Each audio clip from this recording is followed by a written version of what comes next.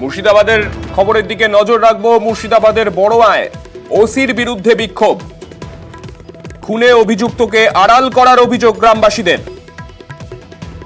পুরনো বিবাদের জেরে এপ্রিলে খুন হন বড়োয়ার এক বাসিন্দা, খুনের 2 মাসের মধ্যেই জামিনকে ঘিরে বিক্ষোভ।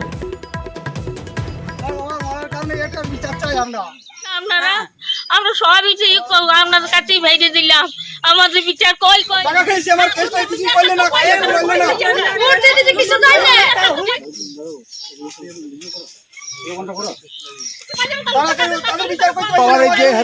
বিনা কারণে হত্যা করেছে, এর হত্যার আমরা শাস্তি চাই।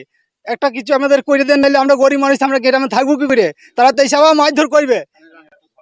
আসামি 5টা ধরা পড়েছিল, সে 5টা আসামি 90 দিন না হইতে তাদের জামিন দিয়ে দেওয়া হয়। বিনা টাকার ঘুষ খেলো, খেয়ে তাদের কোনো প্রমাণপত্র তাদের ঠিক মতন দিল না কোর্টে, তার জন্য তারা জামিন হয়ে যায়। গোঘাটে পথ দুর্ঘটনা ঘিরে উত্তেজনা, জামাই ষষ্ঠীতে মাংস কিনতে গিয়ে পথ দুর্ঘটনায় মৃত্যু, দোকানের সামনে লরির ধাক্কায় যুবকের মৃত্যু। দুর্ঘটনার জেরে এলাকায় বিক্ষোভ, বিষ্ণুপুর আরামবাগ রাজ্য সড়ক অবরোধ তুলতে গেলে বিক্ষোভের মুখে পুলিশ।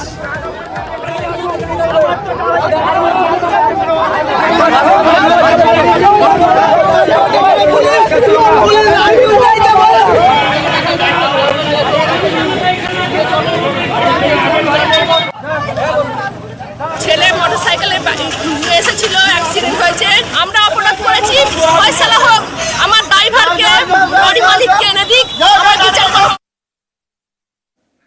জামাই ষষ্ঠীর দিনে শ্বশুর বাড়িতে তো প্রত্যেক জামাই যাচ্ছেন, কিন্তু তেহট্টের বেতাই দক্ষিণ তিজপুরে সেখানে যাদের শ্বশুর বাড়ি তাদের কিন্তু খুব সমস্যা, তারা শ্বশুর বাড়ি যেতে পারছেন না। কেন? সেখানে না হনুমানের আতঙ্ক।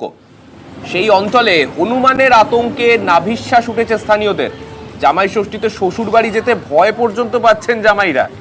কয়েকদিন ধরে ওই এলাকায় দাপিয়ে বেড়াচ্ছে একটি খ্যাপা হনুমান। হনুমানের আক্রমণে গুরুতর আহত বেশ কয়েকজন গ্রামবাসী।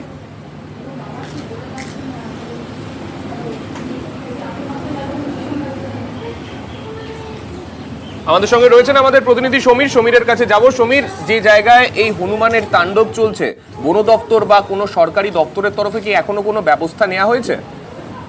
দেখো, সাময়িক বন দপ্তর জানিয়েছে তারা বিষয়টা জানেনই না, যদি অভিযোগ পান তবে ব্যবস্থা নেবেন। তবে এই ঘটনা কিন্তু আজকে নয়, বেশ কয়েকদিন ধরে এই চলছে। আজ যেহেতু জামাই ষষ্ঠী, সারা বছরের অফিস জামাইরা বসে থাকেন, কিন্তু আজকে ওই যে বেতাই দক্ষিণ জিতপুর গ্রামে বেশ কয়েকদিন ধরে হনুমানের তাণ্ডব চলছে এবং বেশ কয়েকজন গ্রামবাসী যাতে আহত হয়েছেন।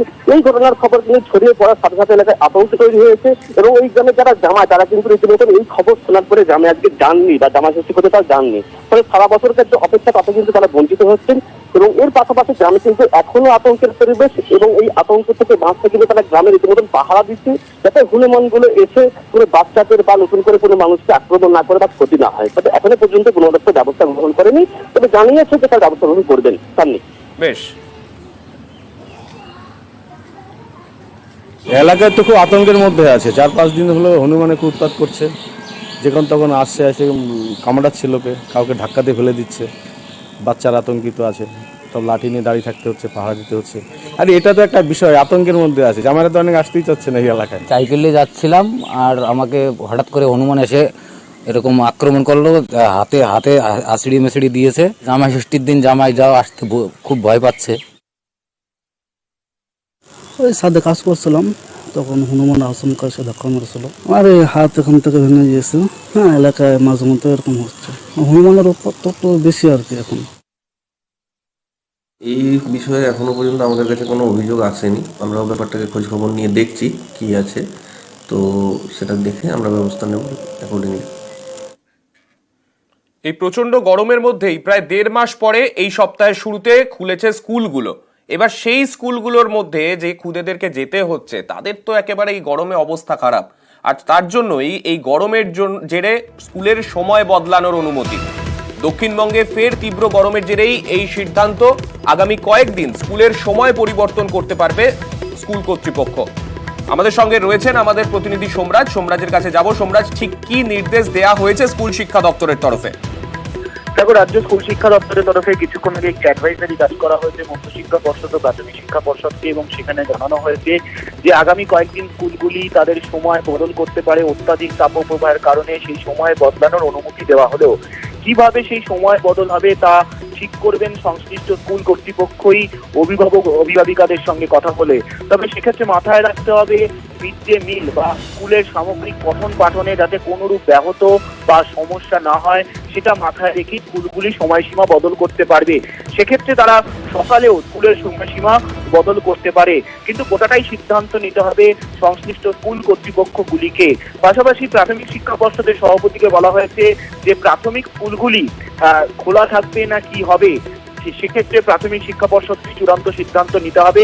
তবে তারাও তাদের সময় বদল করতে পারে এমনটা অনুমতি দেওয়া হয়েছে।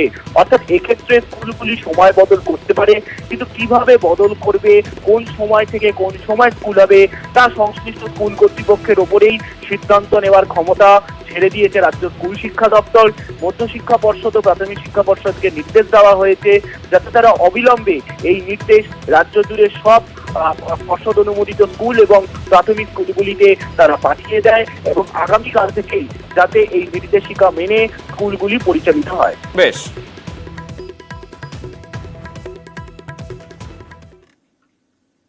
গোয়ালপুকুরের শিশু শিক্ষা কেন্দ্রের ভগ্নদশা, টিনের ছাউনি ভাঙা, দেওয়ালে ফাটল, হেমতাবাদেও বেহাল প্রাইমারি স্কুল। উত্তর দিনাজপুরে 2 স্কুলে পদে পদে বিপদ।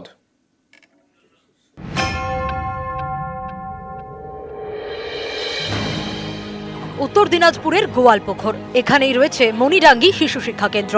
পড়ুয়া প্রায় 170 জন, ক্লাস নেন 4 জন সহায়িকা।